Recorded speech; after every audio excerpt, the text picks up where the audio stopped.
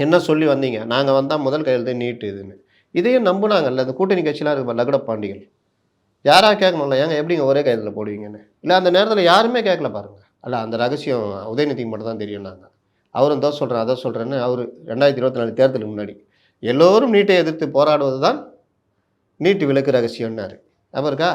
இந்த ஒரு படத்துல அந்த இவன் செந்திலு மலைய தூக்குவேன், மலைய தூக்குவேன்னு எல்லார்ட்டயும் ஊர் பூரா பணம் வசூல் பண்ணுவாப்புல. பரவால்ல மருமகன் ஏதோ பண்ண போறான் போல அப்படின்னு. நேரா வந்து அப்படி உட்காருவாரு அனுமார் மாரி. உட்காந்துட்டு எல்லாம் நின்னோனே, "என்னடா தூக்கு. யாராவது தூக்கி வைங்க." தூக்குறேன்னுவாப்புல. பார்த்துட்டீங்களா படம்? கரெக்டான பதில் தானே? நான் தூக்குறேன்னு சொன்னேன். தூக்கி வை தூக்குறேன். "டேய் எப்புட்றா தூக்கி வைக்க முடியும்?" "அதுக்கு நான் பொறுப்பு இல்ல. தூக்கி வை தூக்குறேனா இல்லையா பாரு" அப்படின்னு.